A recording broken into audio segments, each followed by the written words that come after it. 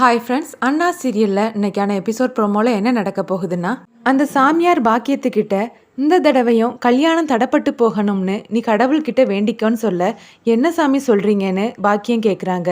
நாக்கு என்னோடது, ஆனால் வாக்கு அவனோடது. அவன் சொன்னதை நான் சொல்கிறேன், நீ சாமிக்கிட்ட அப்படியே வேண்டிக்கோன்னு சொல்கிறாரு. அதை கேட்டு பாக்கியம் ஷாக்காகி நிற்கிறாங்க. எத்தா பாக்கியம், அங்கே என்ன பண்ணுற, இங்கே வான் வைகுண்டம் சொல்ல பாக்கியமும் வராங்க. நேரம் ஆயிட்டுதில்ல, வா மேலே போவோன்னு சொல்லும்போது பாக்கியம் திரும்பி அந்த சாமியாரை பார்க்குறாங்க. அந்த இடத்துல அந்த சாமியாரை காணும். அவர் எங்கே போனார் அப்படின்னு சொல்லி சுற்றி சுற்றி பார்க்குறாங்க. சவுந்தரபாண்டி அடியாட்களோட கோவிலுக்கு வந்து சேர்றாரு. அவரால் சனியனை அடையாளம் கண்டுபிடிக்க முடியாமல் நிற்கிறாரு. பார்த்தீங்களா ஐயா, உங்களாலேயே என்னை கண்டுபிடிக்க முடியலன்னு சனியன் சொல்ல, இது எங்கேயோ கேட்ட குரலாக இருக்குதுன்னு சவுந்தரபாண்டி உத்து பார்க்குறாரு. எல சனியா, நீயா? இந்த கெட்டப்பு உனக்கு நல்லாதாம்ல இருக்குதுன்னு சவுந்தரபாண்டி சொல்ல, உங்கள் கெட்டப்பும் நல்லாதாயா இருக்குதுன்னு சனியன் சொல்கிறாரு. நீ போட்டிருக்கிறது பிச்சைக்காரன் கெட்டப்பு, நான் போட்டிருக்கிறது தெய்வீக கெட்டப்பு. ஆமாம், அந்த மருதப்பன் எங்கன்னு கேட்க, அவன் ஆளுக்கு முன்னாடி முந்திரி கொட்டை மாதிரி கோவில் மேலே போய் உட்காந்துட்டு இருக்கான். நான் ஃபோன் பண்ணிட்டேன் ஐயா, இப்போ வந்துருவான்னு சனியன் சொல்கிறாரு. படிக்கட்டில் நடந்து வந்துட்டு இருக்கும்போதே வைகுண்டம் சண்முகத்துக்கிட்ட மாப்பிள்ளைக்கான சட்டையை எடுத்தியான்னு கேட்க, ஐயோ மறந்துட்டேன், நான் போய் எடுத்துட்டு வரேன்னு சொல்லிட்டு சண்முகம் போறாரு. எசக்கி ஓடி வந்து முத்துப்பாண்டி கூட ஜோடி போட்டு நடந்து போறாங்க. இதை பார்த்த வீரா கிண்டல் பண்ண, அவ புருஷன் கூட ஜோடி போட்டு போறா, உனக்கு என்னடி செய்துன்னு பரணி அவங்கள தள்ளி விடும்போது வீரா சிவபாலன் மேலே போய் விழுறாங்க. சிவபாலன் வீராவை பார்த்து சிரிக்கிறாரு. படிக்கட்டில் நடந்து போயிட்டு இருக்கும்போது மருதப்ப மேலேருந்து கீழே இறங்கி வர்றாரு. வரக்கூடியவர் தெரியாமல் எசக்கியை இடிக்க, எசக்கி கோவப்பட்டு, யோ பார்த்து போக தெரியாதான்னு கேட்குறாங்க. எசக்கி பேசினதை கேட்டு கோவப்பட்ட மருதப்பன் மரியாதையாக பேசுடின்னு சொல்லும்போது அதை கேட்டு முத்துப்பாண்டி கோவப்படுறாரு. என்னல உனக்கு மரியாதை, பொறுக்கித்தனம் பண்ணிட்டு உனக்கு மரியாதை தேவையான்னு அவரோட சட்டையை பிடிச்சி இழுக்க ரெண்டு பேரும் மாறி மாறி சண்டை போடுறாங்க. அவங்க ரெண்டு பேரும் சண்டை போடுறத பார்த்த குடும்பத்தில் இருக்கக்கூடிய மற்ற எல்லாருமே பதட்டமாகறாங்க. இதை பார்த்த கனி அண்ணன்னு சொல்லி கத்த சண்முகம் திரும்பி பார்க்குறாரு. யாரோ எசக்கி அக்கா கிட்ட வம்பு இழுக்கிறாங்கன்னு சொல்லும்போது கோவத்தில் சண்முகம் ஓடி வந்து எலன்னு சொல்லி அடிக்க போறாரு.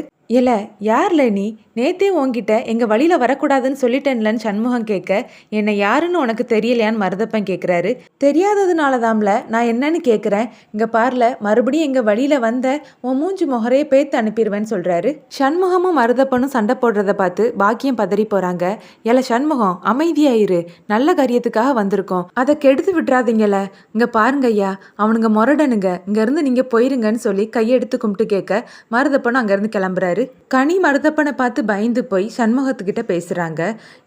அவன் ஏதோ பிளானோட தான் வந்திருக்கான், அவன் ஒன்றும் சாதாரணமாவோ யதார்த்தமாவோ இந்த கோவிலுக்கு வரல, நான் தான் இருக்கேன்ல, எதுவும் ஆகாம நான் பார்த்துப்பேன்னு சண்முகம் சொல்றாரு. அந்த மருதப்ப என்ன முட்டி செத்தவனால வரதுக்கு இவ்வளோ நேரம் ஆகுதுன்னு சவுந்தரபாண்டி கோவப்பட, அவன் இப்போ வந்துருவாயான்னு சனியே சொல்கிறாரு. அப்புறமா சவுந்தரபாண்டி அவரோட பிளானை பற்றி அவர் கூட்டிகிட்டு வந்த ரவுடி ஆட்கள் கிட்ட சொல்கிறாங்க. இங்கே பாருங்களேன், சண்டை நடக்கும்போது நீங்கள் உள்ளே புகுந்து அந்த சூடாமணியை கத்தியால் குத்திடணும். ஆனால் அந்த கத்தி அதோ வரானே மருதப்பன், அவன் கைக்கு போய் சேர்ந்துடணும். எந்த காரணத்தை கொண்டும் நீங்கள் தான் இதை செஞ்சீங்கன்னு யாருக்கும் தெரிஞ்சிடக்கூடாதுன்னு சொல்கிறாரு. மருதப்பன் டென்ஷனாக இருக்கிறத பார்த்த சவுந்தரபாண்டி என்னாச்சுதுன்னு கேட்க, படியில் இறங்கி வரும்போது சண்முகத்து கூட நடந்த சண்டையை பற்றி சொல்கிறாரு. நான் அவனை சும்மா விட மாட்டேங்கய்யா, நான் அவனை போட்டு தள்ளிட்டு தான் அவனோட தங்கச்சி இங்கேருந்து தூக்கிட்டு போக போகிறேன்னு மருதப்பன் சொல்ல, இங்கே பாருல, நீ என்ன வேணாலும் பண்ணிக்கோ, ஆனால் யாருக்கிட்டையும் மாட்டிக்காதன்னு சவுந்தரபாண்டி சொல்கிறாரு. நாங்கள் மருதையில் எவ்வளவோ சம்பவம் பண்ணியிருக்கோம், இது எங்களுக்கு பெரிய விஷயம் இல்லைன்னு மருதப்பன் சொல்கிறாரு. என்னது, மருதையில் சம்பவம் பண்ணினியா? அங்கே வந்து தான் இந்த சண்முகம் உன் அக்கா மகளுக்கு வேற எவனையோ பிடிச்சி கல்யாணம் பண்ணி வச்சான், அப்போ நீ என்ன பண்ணிட்டு இருந்த? இங்கே பாருல, அங்கே கோட்டை விட்டது மாதிரி இங்கேயும் கோட்டை விட்டுறாதன்னு சவுந்தரபாண்டி சொல்கிறாரு. அப்புறமா சனியை சாமியார் மாதிரி வேஷம் போட்டுட்டு வர்றாரு.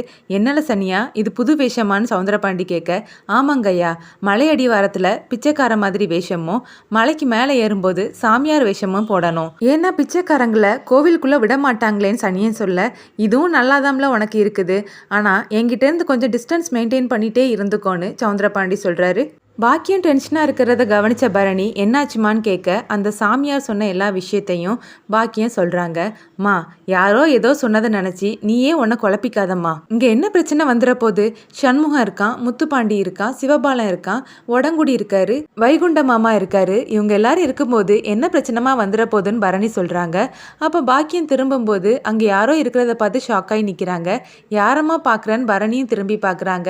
அங்கே சவுந்தரபாண்டி தவம் செய்கிறது மாதிரி உட்காந்துருக்க இருக்காரு, இவர் என்னம்மா அங்கே வந்திருக்காருன்னு சொல்லிட்டு அதை சண்முகத்துக்கிட்ட போய் இன்ஃபார்ம் பண்ணுறாங்க. என் வீட்டில் ஒரு நல்ல காரியம் நடந்தா இவனுக்கு பொறுக்காத, எங்கே இருந்தாலும் கிளம்பி வந்துடுவான், அவனை சும்மா விடக்கூடாதுன்னு சொல்லிட்டு வைகுண்டம், சண்முகம் எல்லாருமே கிளம்பி போகிறாங்க. மலை மேலே இருக்கக்கூடிய சவுந்தரபாண்டிய கீழே நின்று எல்லாருமே பார்க்குறாங்க. இவன் என்னல கிளி ஜோசியம் பார்க்கக்கூடியவன் மாதிரி இருக்கான்னு வைகுண்டம் கேட்க, என்னத்தை இதெல்லாம், ஏதாவது மருந்தை கலக்கி நான் அந்த ஆள் வராமல் பார்த்துப்பேன்னு சொன்னேன், இப்போ என்னன்னா இங்கே வந்து இருக்காரு, இங்கே பாரு ஏதாவது பண்ணி அந்த ஆள் இங்கேருந்து அனுப்பி வச்சிரு, இல்லைனா நானே மலையிலேருந்து உருட்டி விட்டுருவேன்னு சண்முகம் கோவப்பட இந்த எபிசோட் முடியுது.